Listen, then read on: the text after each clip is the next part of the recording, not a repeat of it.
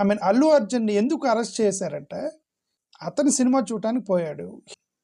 ప్రేక్షకులు వెంటబడ్డారు. తోసుకున్నారు. తొక్కిసలాట జరిగింది. ఎవరో ఒకరు చనిపోయారు. అల్లు అర్జున్ ఏమన్నా వాళ్ళకి ఇన్విటేషన్ ఇచ్చాడా? వచ్చి రండి, నేను వస్తున్నాను, సినిమా థియేటర్కి వస్తున్నాను, మీరందరు రండి అని ఇన్విటేషన్ ఇచ్చాడా వాళ్ళందరికీ? ప్రేక్షకులు వాలంటీర్గా స్వచ్ఛందంగా ఎగబడతారు. వాళ్ళు స్వచ్ఛందంగా ఎగబడి అక్కడ ఏమైనా జరిగినప్పుడు దానికి అతనికి ఏం సంబంధం? 5 lakhs నేను ఇస్తాను ఆ కుటుంబానికి అని తను అనౌన్స్ చేసినట్టుగా నేను చూశాను న్యూస్లో. ఒక సెలబ్రిటీని పోలీస్ స్టేషన్కి తీసుకెళ్ళి అరెస్ట్ చేసి 14 రోజులు రిమాండ్కి పంపించేంత పెద్ద క్రైమ్. అఫ్కోర్స్ మరణం అనేది 100% బాధాకరమైన విషయమే. ఇప్పుడు అతని రోల్ ఏంటి అనేది అర్థం కాలేదు.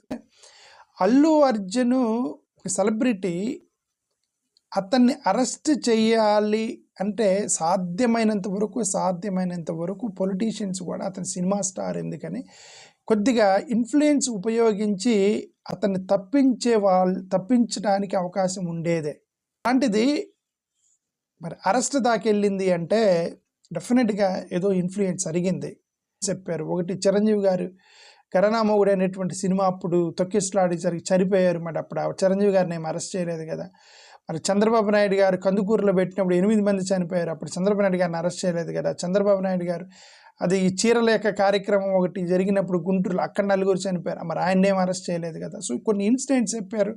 మరి ఇది లాజికల్గా అనిపించింది. ఏదేమైనా సరే అల్లు అర్జున్ అనేటువంటి అరెస్ట్ అనేది ఇది సాధారణ అరెస్ట్ కాదు.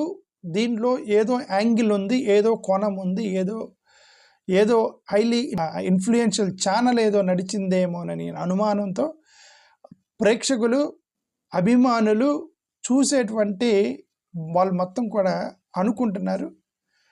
నాకు కూడా ఆ అనుమానం వచ్చింది కాబట్టి ఈ వీడియో పెడుతున్నాను.